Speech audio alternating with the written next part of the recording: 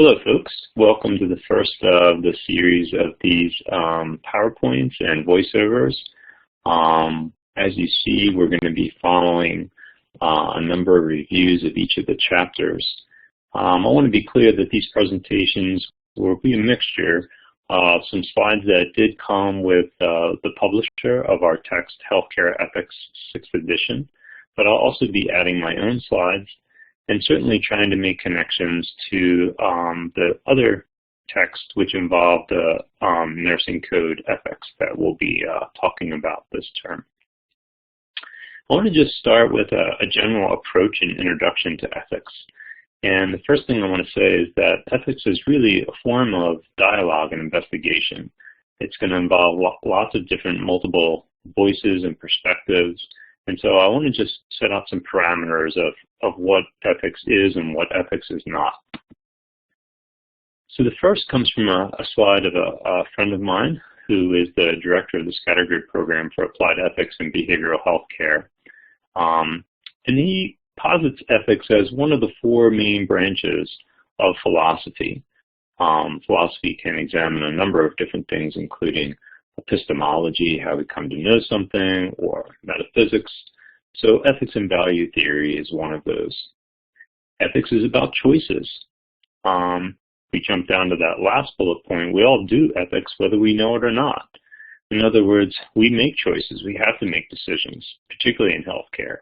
And so what ethics is about is a form of investigation, trying to examine what is our reasoning for making a particular choice, and why certain choices might be more appealing than another. Ethics is about argument, and here, hopefully not heated, emotional arguments, the way we think about, but philosophical arguments, moving from premise to conclusion. And ethics can be both descriptive and normative. Descriptive in the sense of when someone made that choice, or when I made that choice, what was involved? Just simply describing some of the thoughts, emotions, that went into that. And normative in the sense that ethics is always going to move beyond what is the case, but also entertains the question of what should be the case. Again, this is where it becomes more difficult, but we always want to be moving towards this question of what is the ideal. Some rules of philosophical argument include some of the following principles. Charity. This is where we're kind of open to listening to a particular argument.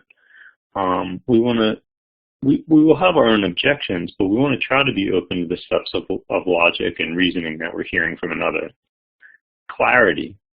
Certainly being clear about our own position and asking for clarity of another. Respect. Integrity. Honesty. Humility. All of these are entering into a way in which conversation is open, but we're listening deeply, and we're seeing where the flow of the dialogue is taking us. So under the general field of philosophical ethics, we can break these down in some of the following ways. Meta-ethics, to the right there, is where we're going to talk a little bit about how we come to make decisions about a good or bad decision. How do we define good or bad? What is being evaluated? This is going to be really the first chapter, looking at ethical theory and larger questions in the field of ethics. As we move to applied or normative, we can apply ethical systems in a whole series of different ways. So for example, I'm teaching an environmental ethics class in my high school, where we're certainly looking at issues of ecology, the environment, pollution, climate change. Obviously, in our class, we're looking under the field of healthcare ethics. And even within healthcare ethics, we can break that down further into clinical or medical ethics. This is largely where we're providing treatment to a patient with a condition. And also research ethics, what's happening in the laboratories. What are ethical guidelines that should be in place in terms of research, either on human subjects, animals, or others. Applied ethics is getting into the question of what is sometimes called practical wisdom. Okay, so not only are we looking at particular events and why they're significant, but we're trying to raise questions about what counts as evidence. When we're looking at an ethical evaluation, what is it that we're trying to focus on? And in the next lecture and set of slides, we're going to look at 4 different ethical theories, and you'll see that each of them slightly focus on different aspects. But before we get to that, we want to just do a little bit more about where do we find the domain of ethics and how ethics is related to personal religious belief, law, and emotion. So our focus question, when we say our actions are ethically good or right, how do we explain what that means and why we are correct? So one way to define the perspective of ethics is to say, well, do we really need ethics? So we're going to look at 3 different positions of that. We might say, well, we don't need ethics, we have law, right? The law tells us what's the right thing and wrong thing to do. Or my religion, right? My personal beliefs tell me what's right and wrong. Or my emotions. I can tell sometimes within my gut, right, what's right or wrong. Let's examine each of those and see how ethics is something a little bit beyond that. While it is hoped that our laws embody moral values, this is not always the case. And we can think of examples where now clearly seen immoral behavior was legalized. Slavery, certainly in our own country, was legal. We could look at examples in other countries and other time periods, and sadly even today. So while laws can provide guidelines, they don't always embody ethics. And then there are other legal aspects that might not always have moral import. Go when the light is green, stop when the light is red.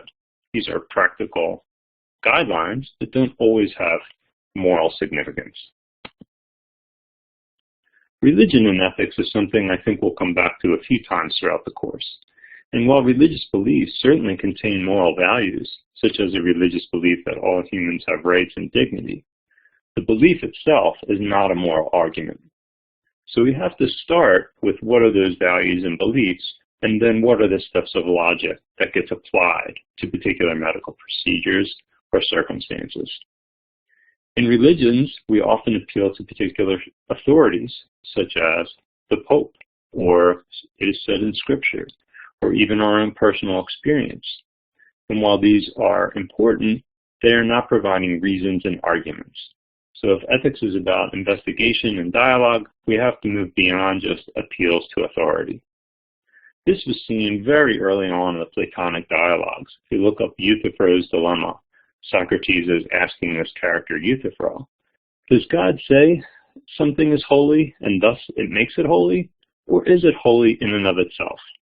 We could have a similar discussion when we talk about morality or ethics. Is something ethically right because of conditions within itself, or is it that the religion tells us so?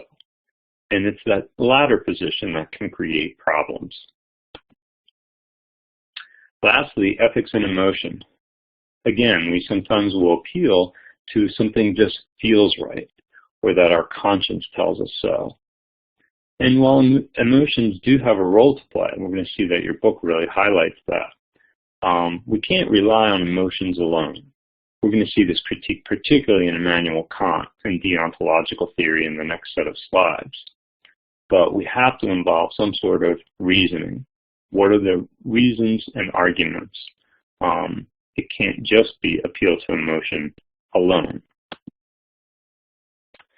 But emotions do influence our ability to perceive ethical values and to make ethical judgments. I remember walking into a ethics class as an undergrad and the professor asking us to check our emotions at the door. And I was thinking how impossible really that was. So while emotions do color our perception of the world, and I think they need to be brought up, there is a place within ethical analysis, and it's part of that humility and openness to listening to another, that we have to kind of keep our emotions in check and listen to the reasons and objections and conditions. So we're going to go to the next set of slides, and we're going to examine 4 particular examples of ethical theories that try to provide this question of what counts as evidence and what should be considered. Thanks.